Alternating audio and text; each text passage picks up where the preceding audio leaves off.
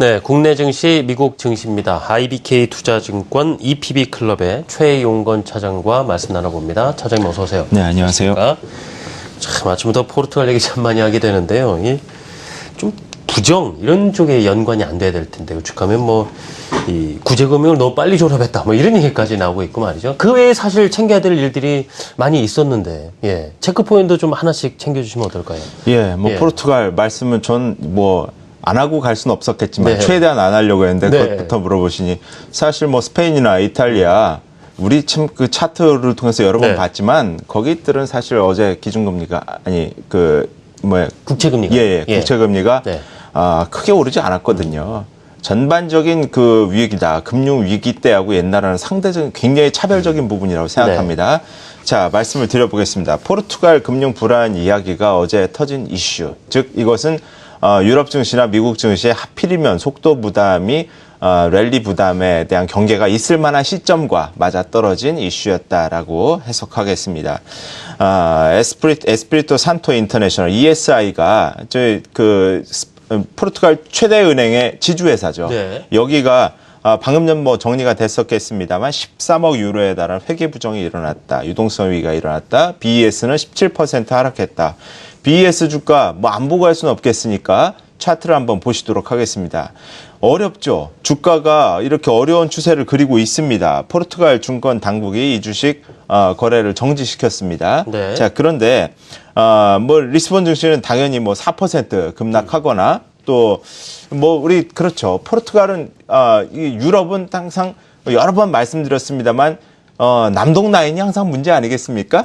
그쪽으로 돌아서 결국 5월에 이제 3년 만에 구제금융을 졸업했다는 말씀하셨던 그런 너무 빨리 졸업한 거 아니냐는 최대 은행이 흔들린다는 소식 이런 것들 이탈리아 증시도 유럽 증시 전반도 다 떨어뜨리는 이유가 분명히 됐었습니다. 독일에서는 도이체, 코메르츠방크가 2%대 하락했고요. 프랑스에서는 소시에테 제너럴, BNP 파리바가 1~2% 하락했고요. 영국에서는 HSBC, 바클레이즈가 1%대 하락했습니다. 그래서 이 주식들 제가 일일이 다 볼 필요가 없겠죠. 동반해서 하락했지만 공통적인 사항들은 우리가 여러 번 이 은행 주식들은 본 적이 있었습니다만 추세가 정말 희한하게도 저 좋은 유럽 시장에서 가만 보면 2월 이후에 추세들이 다 망가지고 있었더라는 거예요. 그래서 주식시장이 정말 대단하구나. 정말 너무 선제적으로 잘 움직이는구나라는 생각 해보면서 그런 거 생각하면 한편 이거 옛날에 2012년도에 막 우리 그 여름 휴가도 제대로 못 가고 저희들 같은 입장에서 막 자고 나면 70포인트 떨어져 이랬던 경험이 있잖아요. 그때가 유럽 재정 위기 때. 이때하고 비교했을 때 글로벌의 충격과 우리 한국 증시의 그 당시의 충격 이런 것들을 생각하면 얼마나 지금은 상황이 다른 거냐. 굉장한 내성을 갖고 있는 이런 생각도 한번 해보겠습니다. 자, 미국 증시는요. 그래도 내성을 보였다라고 평가할 수 있겠습니다. 거의 200포인트 가까이 떨어지다가 120포인트를 회복하면서 마감했지 않습니까?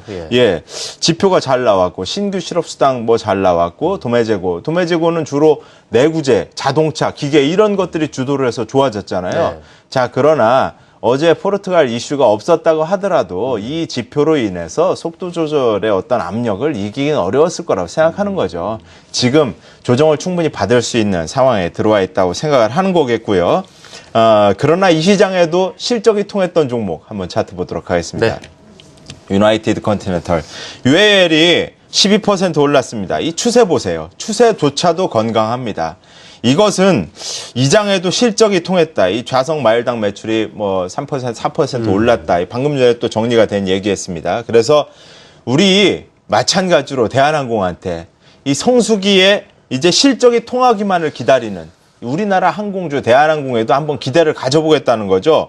중미 노선에 엊그저께 이제 중국 노선 얘기를 했었습니다만 미국 노선까지 지난달부터 보통 한 2에서 40% 증편해서 맞불 놓고 있는 거 아니겠습니까? 저가 항공사들의. 그래서 결국은 이런 난립된 경쟁은 궁극으로 통할 것이다라는 기대 한번 해보겠고요.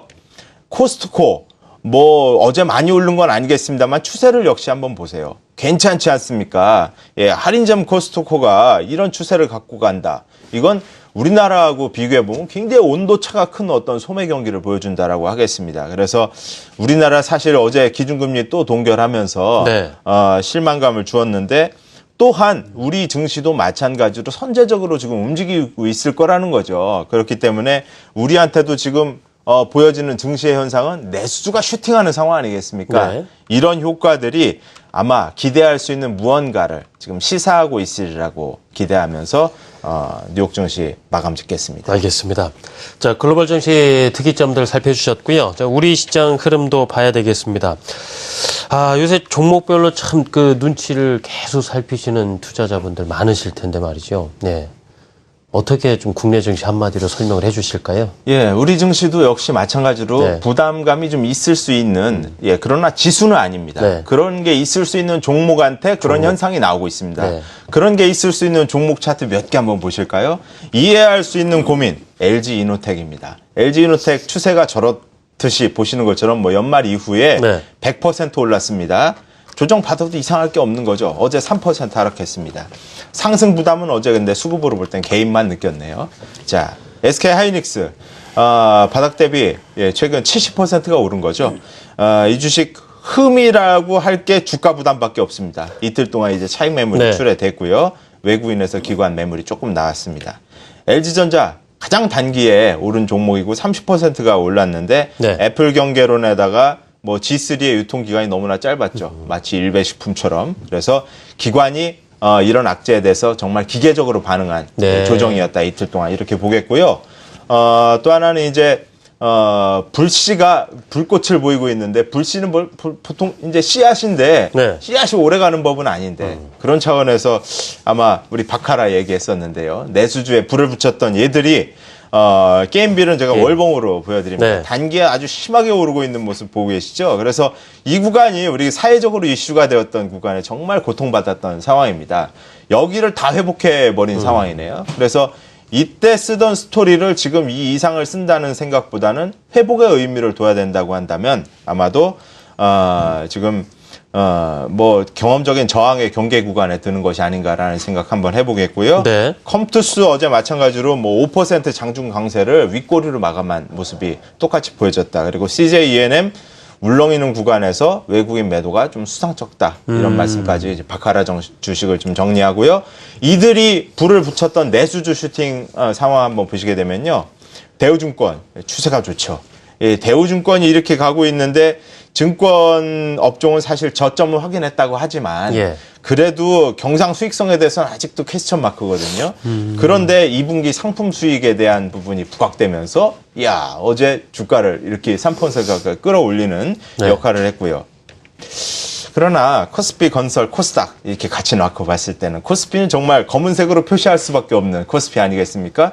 건설주 슈팅하는 거 보이시죠? 지금 5월 말부터 제가 긁었습니다만 보시게 되면 뭐 6월 중순부터 거의 같은 시점이었거든요. 그런데 건설주가 거의 뭐 10% 가까이 오버슈팅 하는 부분들 이거 보면은 얘들의 이 추가 여력에 대한 생각 이런 것 한번 해봐야 되는 상황 아닌가. 그리고 코스피는 이렇게 계속 정체될 건가 이런 고민이 아마 교차할 수 있는 교차점이 아니겠는가 생각을 해보겠습니다. 그래서 드리는 말씀은 결국 코스피 대형주들에 대한 생각을 전형적으로 가져가야 된다는 말씀과 함께 부담스러운 주식들에 대해서는 부담을 좀 느껴야 된다라는 말씀을 좀 드리고 싶은 거죠. 그래서 결국 종목들을 관심 가지는 종목들 몇 가지를 보여드린다면 아마 이런 것들이 힌트가 아닐까. 한국전력이 어제 올랐어요. 근데 뭐 턴어라운드 이외에 뭐 별게 없거든요. 낙폭과대다라고 정리하겠고요. 한국가스공사 어제 뭐 자원개발 얘기 나왔습니다. 요금 조정은 어떻게 할 거냐 뭐 보게 된다면 결국 얘도 낙폭과대가 아니겠느냐.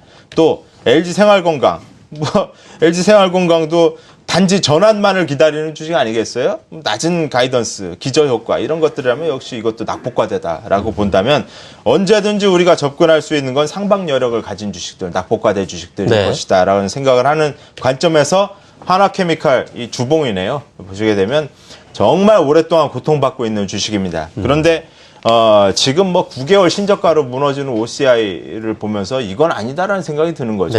그래서 스모그와 전쟁, 리커창, 그리고 오바마 온실가스 규제 뭐 최강수를 두겠다.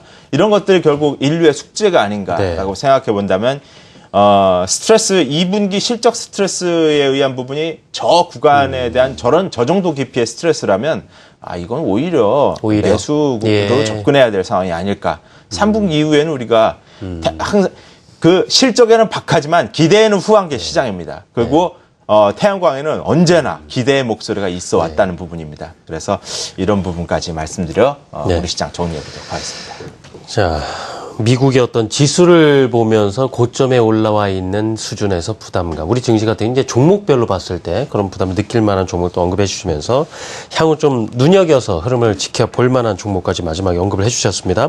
지금까지 IBK 투자증권 EPB클럽 최용건 차장이었습니다. 차장님 감사합니다.